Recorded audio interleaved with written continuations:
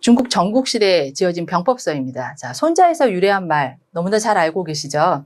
상대를 알고 나를 알면 100번 싸워도 위태롭지 않다라는 뜻으로 상대편과 나의 약점, 강점 이것을 좀 충분히 알고 승산이 있을 때 우리가 싸움에 임하면 이길 수 있다라는 말입니다. 자, 취업 준비를 할 때에도 자신의 능력을 좀 더 과대평가해서 기고만장해서도 안 되고요.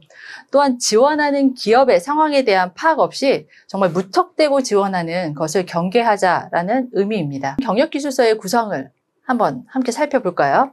크게 세 가지 파트로 좀 작성을 나누어서 하시면 됩니다. 회사명, 부서, 직급 및 기간, 그리고 수행 업무 주요 성과 순입니다. 자, 한 회사에서 한 업무를 계속 한 경우가 있으실 겁니다. 이런 경우는 회사명은 한 번만 작성을 하시고 부서명을 작성을 하시게 됩니다.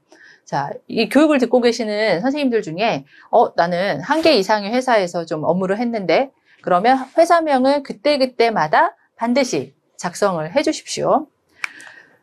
그럼 좀 더 상세하게 경력기술서 작성법을 살펴보실까요? 자, 마스터 이력서를 작성하시는 것과 같은 맥락으로 경력기술서도 마스터 경력기술서를 작성하시는 과정이 필요합니다. 나의 경력의 일대기 전체를 정리를 하는 것을 말합니다.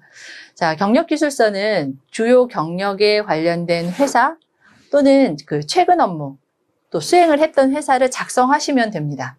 자, 경력직 경우에는 근무 부서와 재직 기간 등을 정확하게 기재를 하는 것이 반드시 필수 요건입니다. 수행 업무에서는 프로젝트명을 좀 더 구체적으로 작성을 해주시고요. 직무 수행 범위를 작성해 주십시오.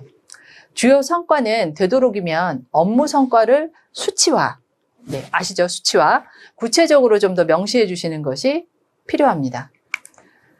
전체 경력사항을 정리하고 난 이후에는 지원 분야와 맞는 또 채용 분야와 관련된 경력 위주로 수정을 하는 작업이 필요합니다.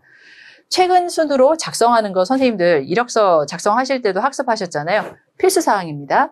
또 이제 총 경력이 30년인 경우 최근 15년 이내에 내외의 경력을 좀 더 상세하게 정리를 하되 예전에 우리 이제 신입 시절에 선생님들 업무하셨던 내용들은 좀 더 간략하게 설명을 해 주십시오. 경력기술서 용도가 어느 회사, 어느 부서에서 몇 년간 어떤 업무를 했었는지 좀 더 구체적으로 어떤 성과까지 냈었는지가 채용하는 기업의 입장에서는 궁금한 겁니다. 자, 지원 분야에 적합한 경력, 지식, 성과 창출에 대한 부분을 강조를 하는 겁니다.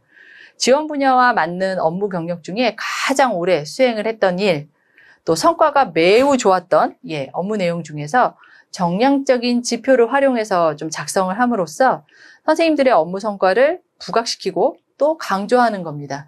자, 이 부분은 경력기술서 작성 시에 수행 업무와 주요 성과 부분에서 강조되어야 됩니다. 작성하신 주요 성과에서 지원자의 업무 처리 성향, 추진력, 그리고 리더십까지 강조할 수 있는 아주 중요한 지표로 활용되게 됩니다. 핵심 성과를 도출할 때 카분석을 통해서 나의 업무 성과, 세부 사항과 이에 관련된 수치를 도출하는 과정에 앞 시간에서 학습하신 걸 선생님들 다 좀 떠올려 주십시오. 자, 카분석에서 성과를 냈던 거, 직무 능력 중에서 성과를 좀 제시를 할 때 그 성과에 맞는 적절한 기술, 즉 세부적인 결과치에 대해서 숫자 또는 달성률, 비용 감축 이런 것들을 서술을 하게 됩니다. 담당 업무나 또 부서의 KPI와 좀 연관된 것들, 승진이나 포상 등 주위에서 인정을 좀 받았던 사례, 성취 수준을 좀 더 구체적으로 서술했던 사례 위주로 좀 작성을 하게 되죠. 네, 맞습니다.